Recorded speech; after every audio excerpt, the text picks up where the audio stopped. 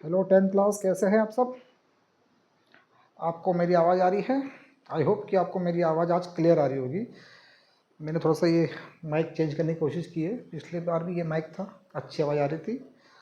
तो let start for maths, 10th maths. 10th maths में अपन स्टार्ट करेंगे चैप्टर नंबर 3। चैप्टर नंबर 3 क्या है? Linear equation with two variable. मतलब टू, यहाँ पर अपने के पास दो लीनियर इक्वेशन है।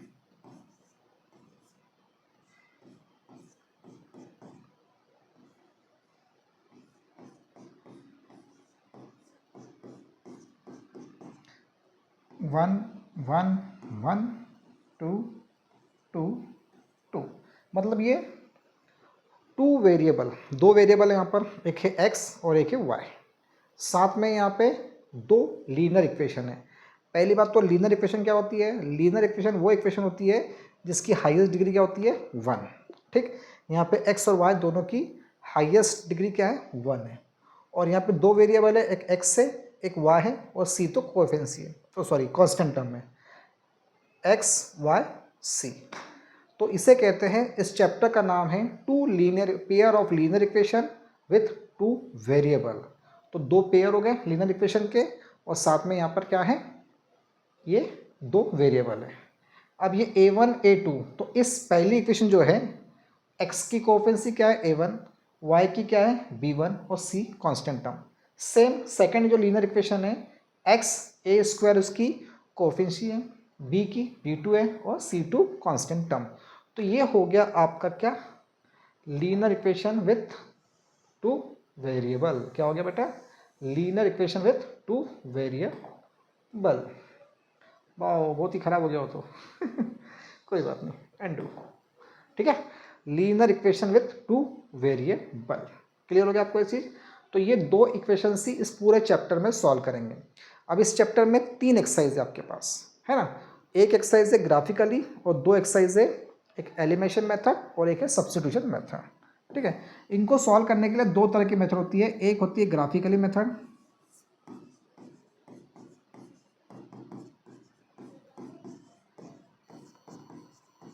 और एक होती है अलजेब्रिक मेथड।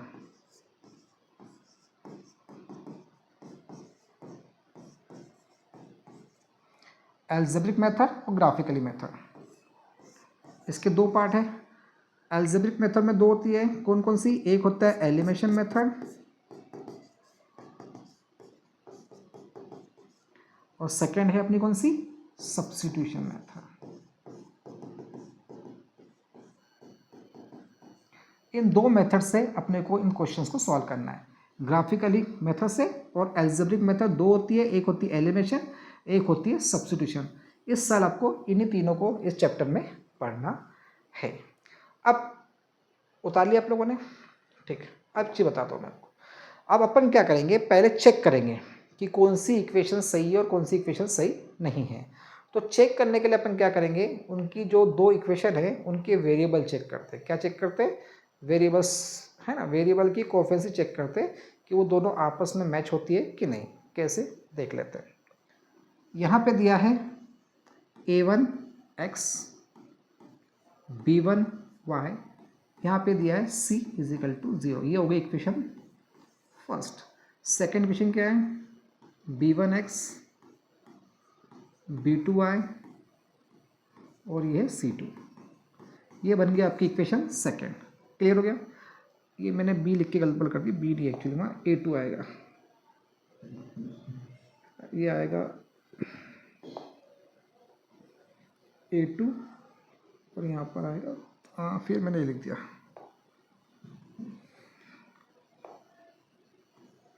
अपन अब चेक करेंगे कि ये इक्वेशन कौन सी है। पहला, सबसे पहले क्या दिया, अपन चेक करते a1 upon a2, b1 upon b2, और c1 अपॉन c2। अब ये क्या है? ये इस x की कोएफिशिएंट ऊपर, ये नीचे वाले इक्वेशन की x की कोएफिशिएंट नीचे, यहाँ पे y की कोएफिशिएंट b1, इस y की b2, और एक कांस्टेंट टर्म।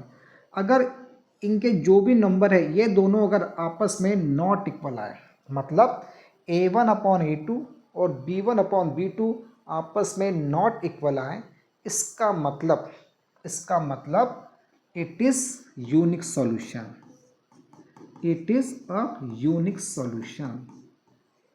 अब आप बोलोगे सर ये यूनिक सॉल्यूशन क्या है? यूनिक सॉल्यूशन मतलब कि इसके अंदर x की कोफेंसी और y की कोफेंसी आपस में मैच नहीं कर रही है, और दोनों की कोफेंसी अगर आपस में मैच नहीं कर रही है, इसका मतलब ये यूनिक सॉल्यूशन है। इसमें x का अलग आंसर आएगा और y का अलग आंसर आएगा, और इससे ये क्वेश्चन एग्जैक्टली पूरा सॉल्व हो जाएगा। मतलब जब भी यूनिक सॉल्यूशन आता है तो वहाँ पर आपका आंसर आना है, मतलब पक्का है, इसलिए वो यूनिक सॉल्यूशन कहते हैं। और लाइंस क्या होती है वहाँ पर? Lines are intersecting. जब ग्राफ पे आप क्वेश्चन बनाओगे तो ये क्या हो जाएगा अपना? इंटरसेक्टिंग हो जाएगा, ठीक है। लाइंस आर इंटरसेक्टिंग और answer is consistent, answer is consistent. आई बात समझ में? A1/A2 B1/B2 C1/C2 दिया, it is a unique solution, lines are intersecting, answer is consistent. क्या दे रखा है उन्होंने? आंसर दे रखा है कंसिस्टेंट। मतलब ऐसा अगर आपको आता है, दो इक्वेशन आपके वही क्वेश्चन में, उसमें आप चेक करना कि A1/A2 और B1/B2 नॉट इक्वल है, इससे कोई मतलब नहीं, इसको चेक करने की जरूरत नहीं। ये दोनों अगर नॉट इक्वल आ गए, इसका मतलब वो यूनिक सॉल्यूशन है। उस क्वेश्चन को अपन आगे सॉल्व करेंगे। और लाइंस क्या है? इंटरसेक्टिंग। मतलब अगर आपका ग्राफ बनता है, एग्जाम्पल देता हूँ ग्राफ के लिए। Graph graph graph graph graph graph और किधर गया ग्राफ? ग्राफ का है इसमें, अभी तो था graph. Where is a graph? Shape, mindset, table, periodic formula, potential, grid, pattern, camera, graph था यहाँ पे, किधर गया? आई थिंक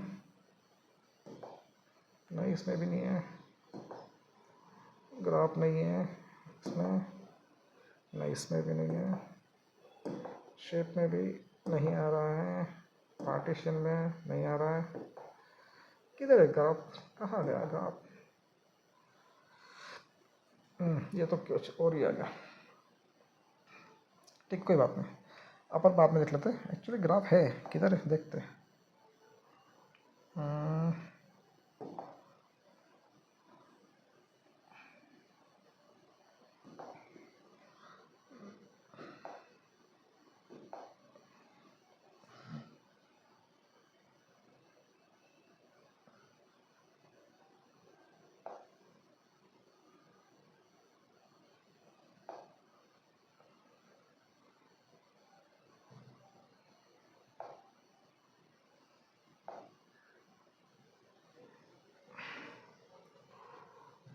जाओ देखते हैं, अभी तो था, पता नहीं कहाँ चले गया।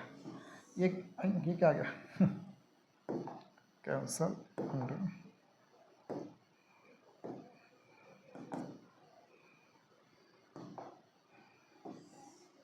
ये ग्राफ आ गया आपका, ठीक है।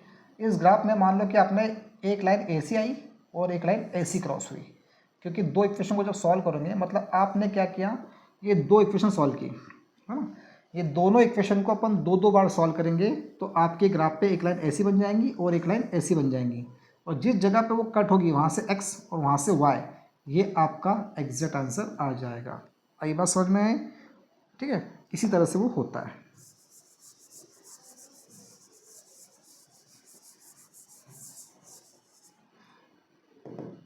ठीक है, इस तरीके से सारी चीज़ें होती हैं, इसे कहते हैं। और आंसर क्या है? कंसिस्टेंट, मतलब इसका आंसर आने वाला है। आई होप कि आपको ये यूनिक सॉल्यूशन समझ में आया होगा। अब अपन सेकंड लेते हैं, सेकंड क्वेश्चन। अब सेकंड होता है अपना क्या? यदि A1/A2 B1/B2 और C1/C2 ये तीनों आपस में क्या आ गए? इक्वल आ गए। क्या आ गए? इक्वल आ गए। तो ये क्या है? It is infinite many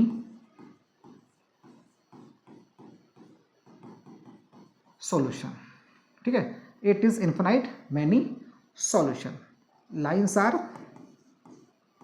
coincident, coincident, और आंसर इज कंसिस्टेंट। मतलब क्या, कंसिस्टेंट,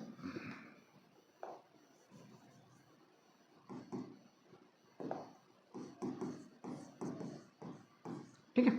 मतलब ये तीनों की तीनों एक्स की कोफिशिएंसी, वाई की कोफिशिएंसी और कांस्टेंट टर्म तीनों आपस में कट पिट के सेम आ जाए, उनके रेशो सेम आ जाए, तो ये इन्फिनाइट मैनी सोल्यूशन होता है। और इन्फिनाइट मैनी सोल्यूशन का मतलब होता है कि उनके जितने चाहो आप आंसर निकाल सकते हो, जो एक्स की वैल्यू आएगी उसके हिसाब से वाई का आंसर आ जाएगा। ऐसा क्यों हो रहा है बताता हूँ। जब आप इन क्वेश्चन को सॉल्व करोगे तो उन पे जो लाइन बनेगी ना, वो लाइन दोनों दोनों को दो दो बार सॉल्व करोगे या तीन तीन बार सॉल्व करोगे, उनका जो ग्राफ बनेगा, ग्राफ पे जो लाइन बनेगी वो एक के ऊपर एक ही बनेगी। मतलब इसे कहते हैं ओवरलैपिंग। क्या कहते हैं? ओवरलैपिंग। ओवरलैपिंग को ही कहते हैं कॉन्सिडेंट। क्या कहते हैं? इसका मतलब होता है ओवरलैपिंग कॉन्सिडेंट, मतलब एक के ऊपर एक लाइन बनेगी। और एक के ऊपर एक लाइन बनेगी तो कोई एग्जैक्ट आंसर आ रहा है क्या? नहीं आ रहा है, पॉसिबल है नहीं, है कि नहीं। इसीलिए इसके जितने चाहे तुम सॉल्यूशन निकाल सकते हो, इसलिए इसे कहा गया infinite many solution. Lines are coincident. Coincident का मतलब क्या होता है कि लाइन एक के ऊपर एक आएगी और आंसर इज कंसिस्टेंट का मतलब क्या होता है, हाँ इसका कुछ ना कुछ आंसर आने वाला है। जिसका कुछ ना कुछ आंसर आने वाला होता है उसे कहते हैं कंसिस्टेंट। जैसे इसके पहले यूनिक सॉल्यूशन था, ये भी क्या है? कंसिस्टेंट है। इस कोइंसिडेंट का मतलब क्या है? इस कोइंसिडेंट का मतलब है लाइन एक के ऊपर एक आ रही है। जैसे ग्राफ बनेगा तो एक के ऊपर एक लाइन आएगी। और यह है इन्फिनिट मैनी सॉल्यूशन। मतलब जितने चाहो आप सॉल्यूशन निकालो, जो एक्स की वैल्यू आई उसके अकॉर्डिंग वाई का आंसर आ जाएगा, इसलिए बोला गया infinite many solution. I hope कि ये पॉइंट आपको समझ में आया होगा। इसको भी अगर ये आता है तो उस क्वेश्चन को अपन आगे सॉल्व कर सकते हैं। अब थर्ड है अपना parallel line. A1 upon A2, B1 upon B2, C1 upon C2। तो ये दोनों आपस में इक्वल है, बट ये दोनों आपस में नॉट इक्वल है। अगर y की कोफिशिएंसी और कांस्टेंट टर्म आपस में नॉट इक्वल है तो ये हो जाएगा नो सॉल्यूशन। क्या हो जाएगा? इसको अपन आगे सॉल्व नहीं कर सकते, ये नो सॉल्यूशन है। क्योंकि यहाँ लाइंस क्या है आपस में? Lines are parallel. पैरेलल मतलब जब आप ग्राफ पे क्वेश्चन बनाओगे तो दोनों इक्वेशन को सॉल्व करोगे तो वो इक्वेशन कभी भी आपस में टच नहीं होंगी। कभी इधर से, कभी इधर से, कभी ऐसे, कभी वैसे चले जाएगी, वो कहीं भी क्रॉस नहीं होगी। इसलिए लाइंस क्या है? पैरेलल है। और लाइन पैरेलल है, लाइन कहीं आपस में टच नहीं हो रही, तो उसका आंसर आना पॉसिबल नहीं है। और आंसर आना पॉसिबल नहीं है तो आंसर इज इनकंसिस्टेंट हो जाएगा। मतलब इसका आंसर नहीं आएगा। इस क्वेश्चन को अपन यहीं लिख के छोड़ देते हैं, इसके आगे सॉल्व नहीं करते। अब ये सब चीज़ें कहाँ काम आती है? जहाँ यूनिट सॉल्यूशन है तो ही अपन क्वेश्चन को आगे सॉल्व करेंगे, उसी से एग्जैक्ट एक्स और वाई का आंसर आना पॉसिबल है, बाकी जगह पॉसिबल नहीं है। और एक और चीज़, इसके ऑब्जेक्टिव बनते एग्जाम में आपको क्या दिया जाएगा? दो लीनियर इक्वेशन दे दी जाएगी दो वेरिएबल के साथ में, और पूछा जाएगा कि ये कंसिस्टेंट है कि इनकंसिस्टेंट है। फिर आप चेक करना कि वो यूनिक सॉल्यूशन है या फिर इन्फिनिट मैनी सॉल्यूशन है। अगर वो यूनिक सॉल्यूशन है, इन्फिनिट मैनी सॉल्यूशन है, तो आंसर क्या है? कंसिस्टेंट है। और अगर वो नो सॉल्यूशन है मतलब आंसर क्या है? इनकंसिस्टेंट। क्लियर हो गया आपको? ठीक। ये भी पूछ सकते हैं कि लाइन्स आर, दो इक्वेशन दे दिया आपको और पूछा कि लाइन्स आर, फिर आपको उसको इसी तरह से सॉल्व करेंगे। A1 upon A2, B1 upon B2, C over C2। उसको काट पिट के जो भी उसका रेशो बचेंगे, उस रेशो के हिसाब से आपको मालूम पड़ेगा कि वो सोल्यूशन कौन सा आंसर है। अगर वो A1 upon A2, B1 upon B2 not equal आ गया तो क्या आंसर क्या है? लाइन्स क्या है? तो आंसर क्या है आपका? Unique solution. अगर ये तीनों आपस में इक्वल आ गए तो आंसर क्या है? क्या है? Infinite many solution. और ये दोनों नॉट इक्वल आए तो क्या है? क्या है? क्या क्या लिखा हुआ है यहाँ पे? No solution. आई बात समझ में? फिर आपको ऑब्जेक्टिव पूछेगा वो कि लाइंस क्या होगी। अगर वो यूनिक सॉल्यूशन है तो लाइन हो जाएगी इंटरसेक्ट। अगर वो इन्फिनिट मैनी सॉल्यूशन है तो लाइंस हो जाएगी कोइंसिडेंट है। और अगर वो नो सॉल्यूशन है तो लाइन हो जाएगी पैरेलल। समझ में आ रहा है? ये उस चैप्टर का बेसिक है। मैंने इस बेसिक को आपको समझाने की कोशिश की है। आई होप कि आपको ये तीनों पॉइंट समझ में आ गए होंगे। अगर ये तीनों पॉइंट समझ में आए हैं तो उससे आपको पूरा चैप्टर क्या हो जाएगा? आपका इजी हो जाएगा। और इस चैप्टर से जो ऑब्जेक्टिव बनते हैं वो भी आपका हो जाएगा। और जो पहली एक्सरसाइज है उसमें इसी से रिलेटेड क्वेश्चन पूछे हैं। एक क्वेश्चन ऐसा आएगा कि क्या है? लाइंस क्या है? लाइंस क्या है? पैरेलल है कि ओवरलैपिंग कोइंसिडेंट है कि इंटरसेक्टिंग है, और उसके बाद अलग क्वेश्चन आएगा, उसमें पूछाएगा वो कंसिस्टेंट है कि इनकंसिस्टेंट है।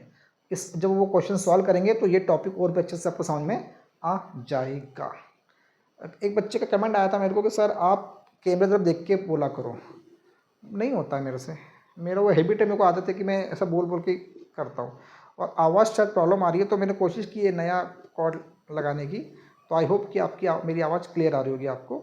और वैसे भी मेरा गला थोड़ा सा बोल बोल के थोड़ा सा वो हो जाता है सर्दी की वजह से, तो थोड़ा सा आवाज़ की दिक्कत तो है, और थोड़ा फास्ट तो मैं बचपन से ही बोलता हूँ। कोशिश करता हूँ थोड़ा धीरे बोलूँ। अगर ये वीडियो या टॉपिक समझ में आया है तो सब्सक्राइब कीजिए, लाइक कीजिए, कमेंट कीजिए, और नहीं आया हो तो भी सब्सक्राइब कीजिए, लाइक कीजिए, कमेंट कीजिए। बाय, कल मिलते हैं।